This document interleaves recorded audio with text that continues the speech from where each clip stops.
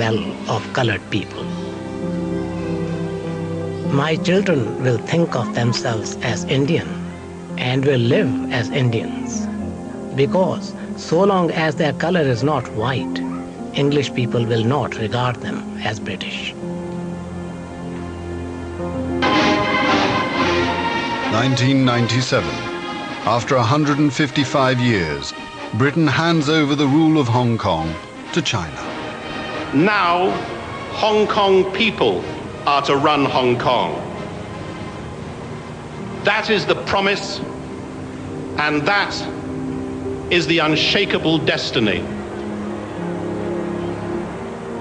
At the stroke of midnight, the Union Jack is lowered for the last time. In the Daily Mail, Alan Massey. Now it really is the end.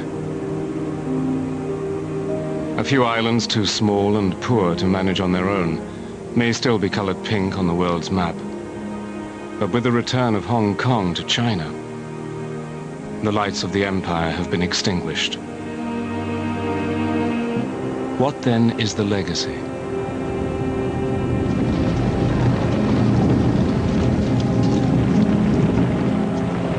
The 20th century saw the British Empire reach its greatest extent and might.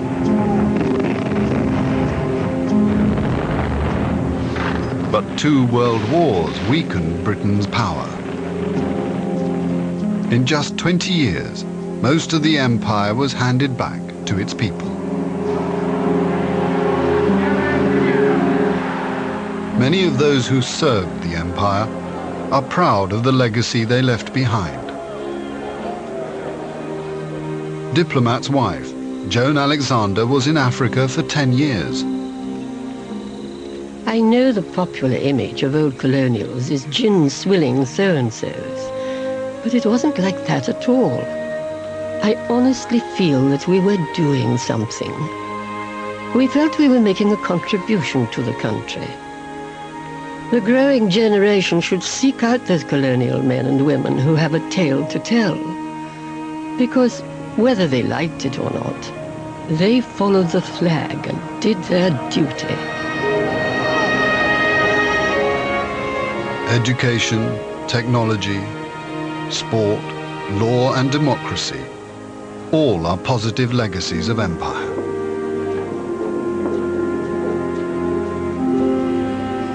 Commonwealth countries which once oppressed their indigenous peoples are striving to redress the wrongs of the past. In 1992, Australia's Prime Minister, Paul Keating, acknowledged the suffering of the Aborigines. We took the traditional lands and smashed the traditional way of life. We brought the diseases and the alcohol. We committed the murders. We took the children from their mothers. We practiced discrimination and exclusion. It was our ignorance and our prejudice.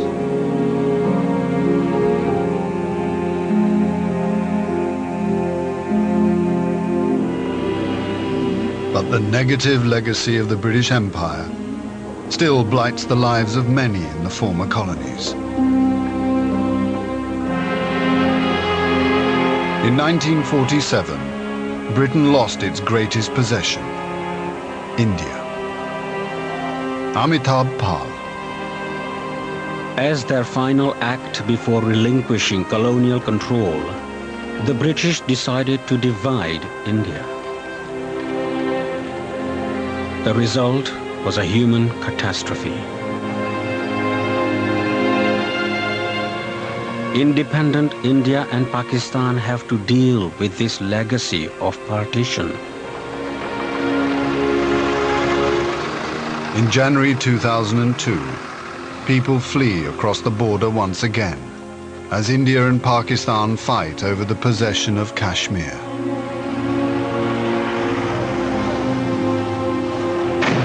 British journalist Peter Preston. New Delhi and Islamabad are locked in the time warp of half a century ago. Only the nuclear warheads in their arsenals are new. Kashmir is the world's most punishingly futile crisis. 50 years on, the mess that we Brits left behind returns to haunt us all.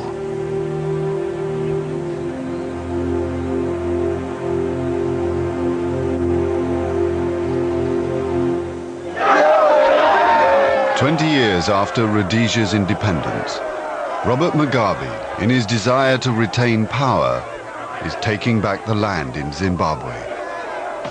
He is evicting 95% of white farmers and their black workers. Farmer Kathy Buckle. My initial reaction was to get out, evacuate the farm. But how do you make the decision to walk out on your life?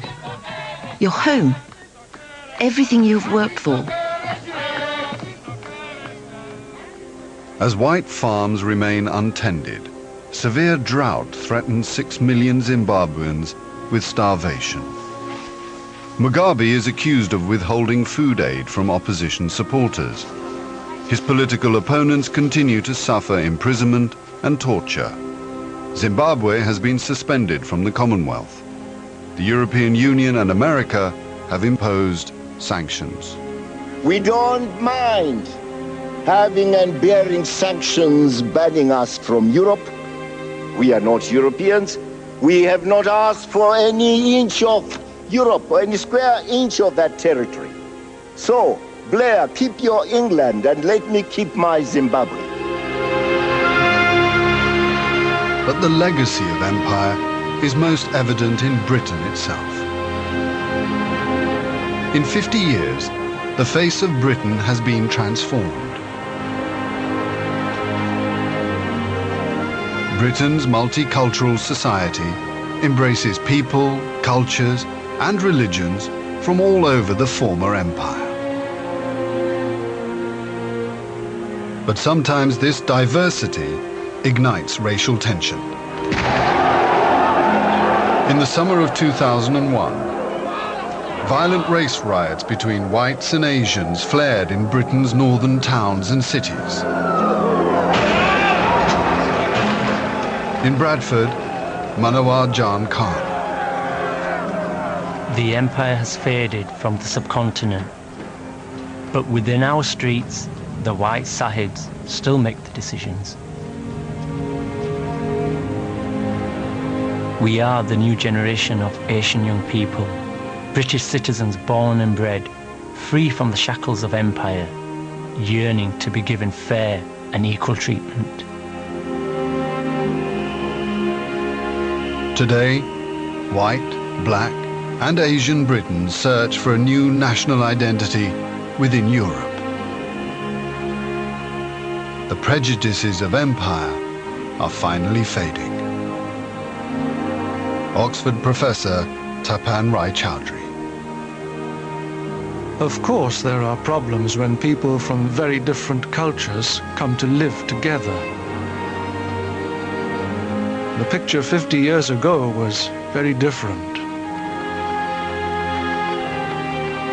But the problem today owes more to deprivation than to intolerance and cultural bigotry.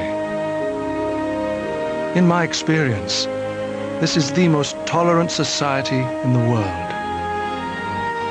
I am deeply optimistic about the future of multicultural Britain.